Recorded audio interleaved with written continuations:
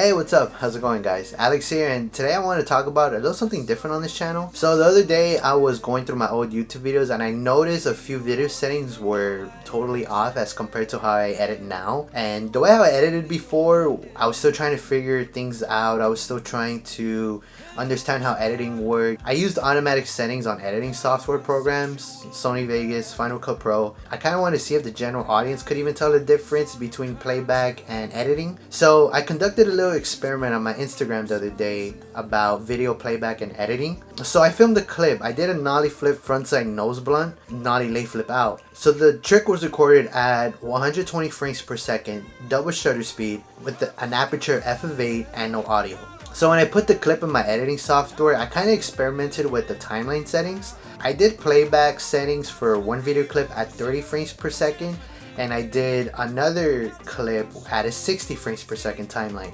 To me, I saw a drastic difference, but that was my experiment. I just wanted to see if anybody could even tell the difference. My eye is trained as an editor to notice those kind of issues, and I could see a difference between 60, 30 and 24. A quick little understanding on how video timelines work. There's three main standards when it comes to video editing. One standard is 24 frames per second. That's pretty much like the Hollywood standard. There's one at 30 frames per second, and that's like a TV production, pretty much what you see on television. Everything is played back like at 30 frames per second mostly.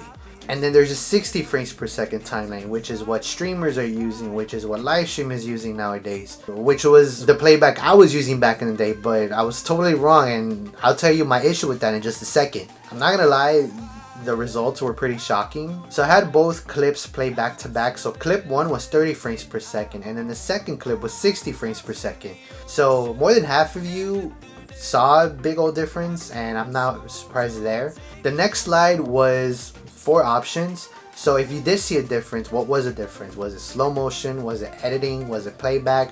Or was it both editing and playback? So there's 4 different options right there. A lot of you picked slow motion, and I understand why, because one lasts a little bit longer than the other. But if you thought a little bit ahead, then you got it correct. So if it was editing, playback, the answer was D.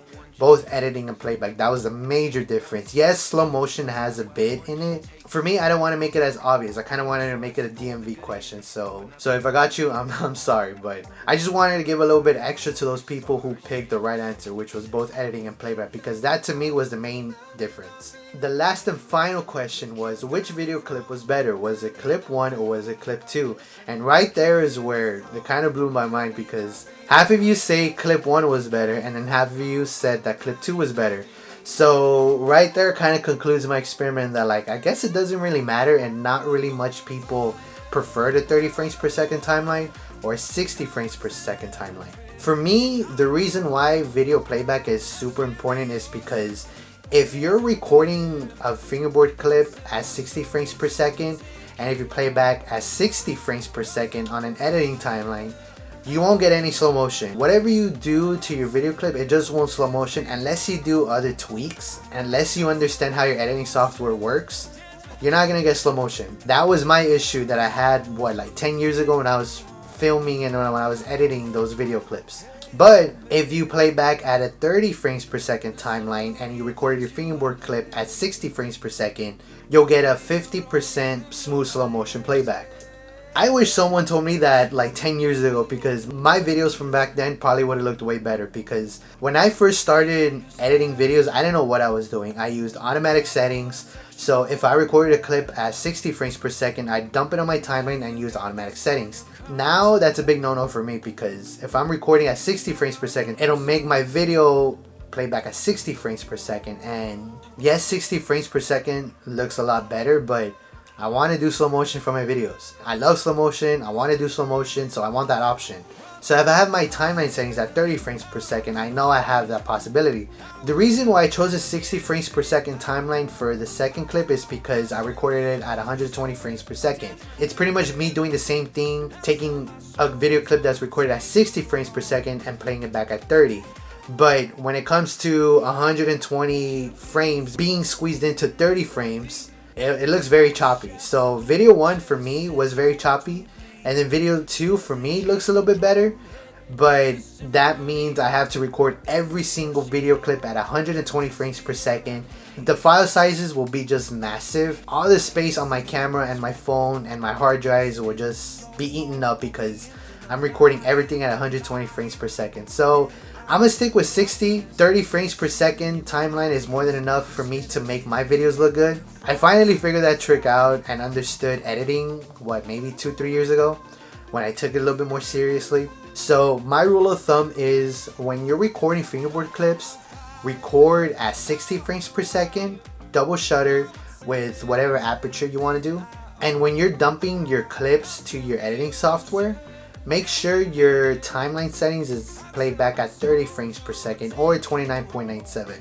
That way you have the option to do slow motion later. So that's pretty much my basic rule of thumb when it comes to editing video clips now. But yeah, as compared to last year, my Listerine video, my Ruthless video part, I played those back at a 24 frames per second timeline, and for me it looks very choppy. Maybe for some of you guys might not notice that, but I noticed that, and I'm just like, ugh. If I could re-upload it at 30 frames per second, I'd totally do that, but I'm just gonna leave it up as is. Maybe for Instagram videos, IGTV, I'm just gonna re-upload them at 30 frames per second. So yeah, that's pretty much my fingerboard experiment I did the other day. So more than half of you were able to tell a difference, and then half of you are divided between which looks better, clip 1 and clip 2. So a basic rule of thumb, if you want to learn anything, is try to record your clips at 60 frames per second. That way you have an option to do slow motion later. Make sure your video editing timeline is played back at 30 frames per second or 29.97. You know, it's just a little bit extra frames being squeezed in. But if you have an iPhone and you want to do 120 frames per second timeline, then you have that option to do 60 frames per second timeline. But that's if every clip was recorded at 120 frames per second, or if you don't do slow motion at all for a 60 frames per second clip. I just thought this experiment was fun to do. I just wanted to do something to be a little bit more interactive with my Instagram account. And yeah, that's pretty much it. Thanks for watching, and hope to see you guys at the next video. Peace.